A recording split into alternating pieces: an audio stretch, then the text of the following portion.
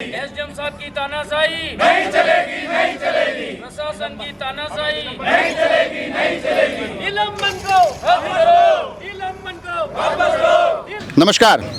अमूमन जब जब जिला कलेक्ट्रेट से दृश्य लाते हैं तो अलग अलग मांगे होती है, मगर आज एक बड़ी अलग सी मांग के साथ ये सारे के सारे चेहरे यहाँ राजसमंद जिला कलेक्ट्रेट परिसर के सामने वाले गार्डन में बैठे हैं और मांग ये होती है कि हम सभी को सस्पेंड कर लो। जी हाँ, अलग अलग कार्यक्रम मैंने कवर किए हैं। कई बार सस्पेंशन के खिलाफ चीज़ें होती है, कई बार किसी कार्रवाई के खिलाफ चीज़ें होती है, मगर आज ये सभी सामूहिक रूप से कह रहे हैं कि प्रशासन हम सभी को भी सस्पेंड कर लें। और ये मांग उठाने का कारण ये बताया जा रहा है कि इनके 3 साथी अभी हाल ही में उपखंड अधिकारी के एक आदेश के बाद निलंबित कर दिए गए। और ये जो निलंबन की पूरी प्रक्रिया है उसको समझने के लिए थोड़ा सा हमें पीछे जाना पड़ेगा कि किस प्रकार से तमाम अध्यापक, तमाम शिक्षक एक लंबे समय से बीएलओ कार्यों के बहिष्कार की मांग करते आए हैं। लगातार ज्ञापन, आक्रोश हो रहे हैं और अभी हाल ही में कार्य बहिष्कार भी इसको लेकर हुए हैं, जिसको भी हमने आपको कवर करते पहुंचाया था। तो उसके जो परिणाम स्वरूप बताया जा रहा है कि 3 अध्यापकों के, 3 बीएलओ के निलंबन हुए हैं और उसके विरोध स्वरूप आज यहाँ बैठे हैं। और इनकी सीधी सी मांग है कि या तो हमारे साथियों का पुनः बहाली हो या फिर हम सभी को निलंबित कर दिया जाए। तो ये मैं पहली बार देख रहा हूँ कि कोई आके ये बोल रहा है कि हमको भी निलंबित कर दीजिए। हाँ साहब, उसका कारण है कि हमने एसडीएम साहब से मुलाकात की और एसडीएम साहब ने कहा था कि मैं मीटिंग में जा कर के आऊँगा और उसके बाद अपन बैठ के बात। कब ये बात कब हुई थी? ये 9 तारीख को हमने 5 तारीख को हमने ज्ञापन दिया था।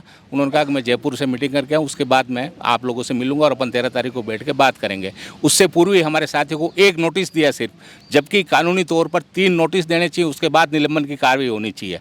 लेकिन उन्होंने 1 नोटिस दिया और उसके दूसरे दिन उनको निलंबित कर दिया, जो बिल्कुल गैर कानूनी है।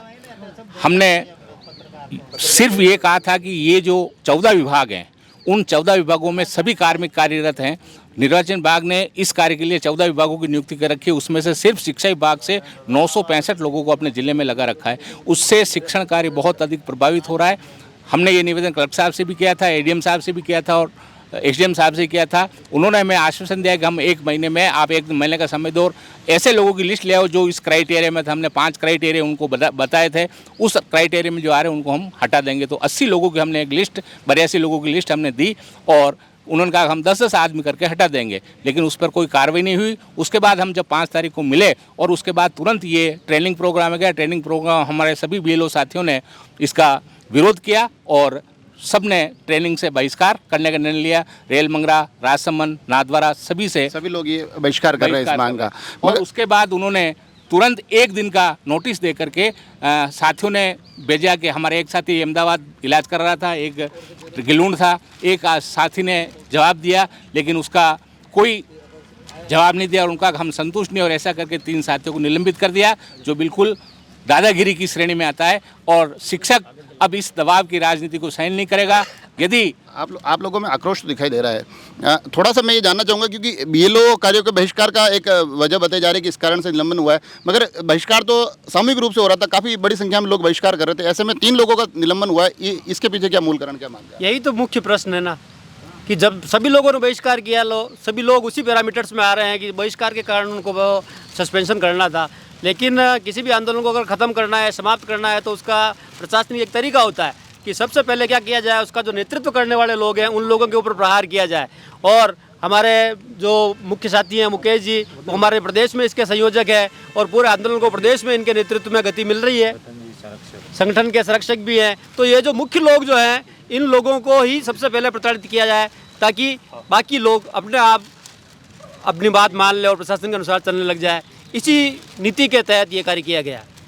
मगर अमूमन शिक्षक संघ में देखा जाता है कि अलग अलग संघ बने हुए हैं, तो ये जो विरोध प्रदर्शन हो रहा है ये किसी एक संघ का हो रहा है या सामूहिक रूप से सारे शिक्षक इसमें शामिल है? नहीं, बीएलओ संघर्ष समिति को सभी शिक्षक संगठन संयुक्त रूप से समर्थन दे रहे हैं। जैसे मैं राजस्थान शिक्षक संघ राष्ट्रीय से पूर्व जिला मंत्री हूं और राजस्थान शिक्षक संघ राष्ट्रीय से इनको पूर्ण समर्थन देता हूं कि इस प्रकार यदि प्रशासन तानाशाही करेगा और तानाशाही करेगा तो बीएलओ संघर्ष समिति नहीं, सभी शिक्षक संघ अपने लेटर पैड पर ज्ञापन देंगे और हम इस प्रशासनिक दबाव को कभी सहन नहीं करने देंगे और शिक्षक का सम्मान बरकरार रखेंगे और शिक्षक के साथ में कभी भी अन्याय नहीं होने देंगे। अन्याय की बात कर रहे हैं, तो 3 जिन लोगों का निलंबन हुआ है वो भी अभी हमारे साथ हैं, उनसे भी थोड़ा सा हम जानेंगे कि निलंबन तो एक विभागीय कई बार अलग अलग प्रक्रिया होती है, जिसमें कि अगर कहीं कोई खामी दिखाई देती होती है निलंबन की प्रक्रिया होती है, तो कहीं ऐसा तो नहीं है कि आपकी इस प्रक्रिया के बाद आप शिक्षक साथियों के साथ प्रशासन पर कोई दबाव बनाने की कार्रवाई कर रहे हो अभी? नहीं, ऐसा कुछ भी नहीं है। आपका नाम क्या है आपका? मुकेश शर्मा। जी हाँ, आप बताइए। मैं संघर्ष समिति में प्रदेश संयोजक हूँ। मेरे साथ जो बैठे हैं श्री रतनलाल जी आर्य, ये प्रदेश संघर्ष समिति के संरक्षक हैं, है ना। तो प्रशासन ने देखा है कि क्यों ना इस संघर्ष समिति के इनको ही टारगेट किया जाए, जिससे कि पीछे जो BLO साथी है उनके ऊपर एक मनोवैज्ञानिक दबाव बनेगा और वो प्रशासन की बात मानकर BLO का कार्य करना प्रारंभ कर देंगे। अच्छा, तो मतलब आपको लग रहा है कि आप लोग अगुवा थे तो आप लोगों को सीधा सीधा टारगेट किया जा रहा है? जी जी, क्योंकि प्रशासन को पता है कि आज संघर्ष समिति और शिक्षक संगठनों के माध्यम से ये संघर्ष BLO से मुक्ति का संघर्ष, अध्यापकों को BLO से मुक्त करो, ये संदेश पूरे राजस्थान में आंदोलन का रूप ले चुका है। राजस्थान के हर जिले में, हर तहसील स्तर पर विरोध प्रदर्शन किया जा रहा है BLO शिक्षकों द्वारा। ये जो हो रहा है कार्य पूरा, जैसे कि मान लीजिए BLO के कार्य बहिष्कार का एक लंबे समय से आप लोग मुहिम चला रहे हैं, अचानक से निलंबन का पूरा प्रक्रिया आ जाती है। अब ये आज जैसे मुद्दा सुर्खियों में आ गया कि भैया निलंबन हो गया और इस निलंबन के खिलाफ हम लोग खड़े हैं, तो आपको ऐसा नहीं लग रहा है कि अब जो BLO के तमाम कार्यों के बहिष्कार का जो आपका एक आंदोलन चल रहा था वो इन चीज़ों से थोड़ा बहुत प्रभावित हो रहा होगा? नहीं नहीं, बिल्कुल प्रभावित नहीं होगा। ये कहीं कतई प्रभावित होने का सवाल ही पैदा नहीं होता है, और उग्र होगा। और जो साथी हमारे साथ नहीं जुड़े हुए थे वो साथी भी हमारे यहाँ पहुँच रहे हैं और ये आंदोलन और तेज होगा। पीछे से आवाज़ आ रही थी कि इस प्रकरण के बाद इस आंदोलन को मजबूती मिलेगी। मजबूती कैसे मिलेगी? आपके साथियों को अगर ये निलंबन हुआ है और आप लोग भी अगर लग रहा है कि हमारे भी निलंबन करो, तो ये तो आंदोलन की दिशा थोड़ी बदल जाएगी। आज यहाँ कुछ आज नए इतने चेहरे दिखाई दे रहे हैं जो कभी हमारे साथ यहाँ खड़े नहीं हुए थे, लेकिन हमारे साथी आज निलंबन, अपने भाइयों का निलंबन सुन के और सुनते ही वो आज धरना स्थल पर उपस्थित हुए हैं। और निसंदेह अगर क्रमिक धरना चलता है इसके विरोध में, तो सैकड़ों की संख्या, हज़ारों की संख्या में यहाँ शिक्षक धरना देने के लिए तैयार होंगे और पूरे राजस्थान में ये आंदोलन उग्र रूप लेगा। आज आप लोग यहाँ आए हैं, आज कलेक्ट्रेट परिसर में, अब आपकी यहाँ से क्या आपकी रणनीति है? यहाँ आप लोग इकट्ठा होकर क्या करने वाले हैं?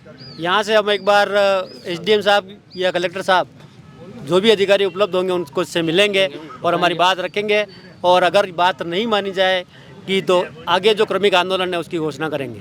तो अब आंदोलन का आगे का मुद्दा क्या रहने वाला है आप लोगों का, कि भाई निलंबन अब केंद्र में रहने वाला है या BLO कार्य बहिष्कार केंद्र में रहने वाला है? सबसे पहले BLO कार्य का बहिष्कार।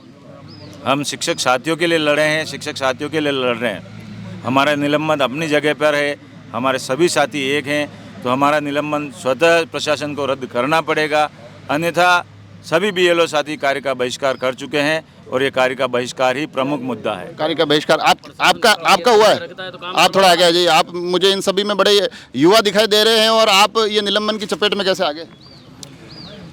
निलंबन की चपेट में आने की एक जो प्रमुख वजह है कि मैंने अपने कर्तव्य से समझौता नहीं किया। मैं जो भर्ती हुआ था शिक्षा विभाग में शिक्षक की नौकरी के लिए, मुझे उस कार्य से दूर किया जा रहा है। मेरा जो लगाव था बच्चों के साथ, मैं बच्चों को अच्छी शिक्षा दूं, लेकिन इस BLO कार्य की वजह से, साल भर चलने वाले कार्य की वजह से मैं बच्चों को ढंग से पढ़ा नहीं पाया और मेरा परिणाम बाधित हुआ, परीक्षा परिणाम।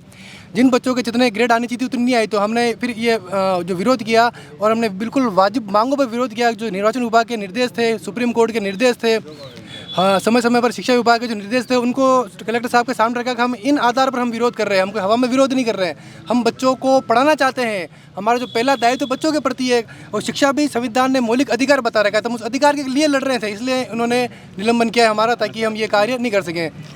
अब इससे थोड़ा यूँ डर वर लग रहा है कि नहीं लग रहा है कि थोड़ा दूर रहना है, नहीं तो वापस ये सस्पेंशन और ये चीज़ें थोड़ी डर किस बात का? हम गलत नहीं है और हमने बच्चों के लिए मौलिक अधिकार के लिए काम किया, तो इस बात का हमें कोई डर नहीं है। और अभी शिक्षण कार्य तो तमाम बाधित होना नहीं होना थोड़ा सा इसलिए भी एक राहत का विषय हो सकता है प्रशासन और सरकार के लिए, क्योंकि स्कूलों में छुट्टियां हैं। मगर अभी सरकार की एक बड़ी महत्वाकांक्षी जो एक परियोजना है, ग्रामीण ओलंपिक, शहरी ओलंपिक, चुनावी साल भी है और यहाँ जो चेहरे हैं उनमें वो लोग भी हैं जो उन तमाम प्रतियोगिताओं के संचालन में बड़ी महत्वपूर्ण भूमिका निभाते हैं, जिनको हम बड़े प्यार से PTI साहब कहते हैं। तो PTI साहब अब इस आंदोलन में क्या भूमिका निभाने वाले हैं और उनकी नज़र कहीं ना कहीं सरकार की उस महत्वपूर्ण योजना को डगमगाने की है या क्या स्थिति है? मैं राजस्थान शारीरिक शिक्षक संघ राजसमंद का अध्यक्ष हूँ, जिला कबड्डी संघ का सचिव हूँ और ओलंपिक संघ का सचिव हूँ। में सरकार का जो महत्वपूर्ण कार्य है, शहरी और ग्रामीण ओलंपिक खेल जो होने जा रहे हैं उनमें शारीरिक शिक्षकों की महती भूमिका है, उसका हम महत्वपूर्ण रोल अदा करेंगे। लेकिन हमारे बहुसंख्यक हमारे शारीरिक शिक्षक हैं जिनको BLO कार्य में लगा रखा है। सरकार से पूर्व भी हमने इस बात की मांग की है कि शारीरिक शिक्षकों के साथ साथ शिक्षकों को भी BLO कार्य से मुक्त किया जाए ताकि शिक्षण व्यवस्था और खेल कूद व्यवस्था सुचारू रूप से चल सके। लेकिन नहीं, आपका जो ये बता रहे हैं, अगर आने वाले ओलंपिक, ये जो ग्रामीण ओलंपिक और शहरी ओलंपिक, इसमें भी अगर आपका ये मांगे नहीं मानी गई तो उस पर क्या असर रहेगा? अगर हमारी ये मांगे नहीं मांगी गई तो हमारे समस्त शारीरिक शिक्षक हम BLO का साथ देंगे और ग्रामीण और ओलंपिक जो शहरी का कार्यक्रम जो होने जा रहा है, खेलकूद प्रतियोगिताएं होने जा रही है, उसमें हम निष्क्रिय रहेंगे, उसमें पूर्णतः भाग नहीं लेंगे जब तक हमारे शारीरिक शिक्षक और शिक्षकों को BLO कार्य से मुक्त नहीं रखा जाए। शिक्षण के साथ साथ संघर्ष से जुड़े हुए हैं। संघर्ष में कुछ साथियों का निलंबन है और निलंबन की तमाम इन प्रक्रियाओं के बाद भी ये सभी लोग यही कह रहे हैं कि हालांकि हमारे निलंबन हुए हैं, उस निलंबन का हम विरोध करेंगे। अगर ये निलंबन वापस नहीं लिए जाते तो हम हमारे निलंबन की भी मांग करेंगे। मगर उस तमाम उठापटक के बावजूद भी इस जो केंद्र में जो एक मुद्दा रहने वाला है वो मुद्दा BLO कार्य के बहिष्कार का ही रहेगा। उस मुद्दे को अब और भी ज़्यादा जोर शोर से उठाएंगे और साथ ही प्रशासन से आग्रह करेंगे कि इस विषय पर थोड़ा ध्यान दिया जाए। आप सभी लोग जुड़े रहे राजसमंद एक्सप्रेस से। धन्यवाद।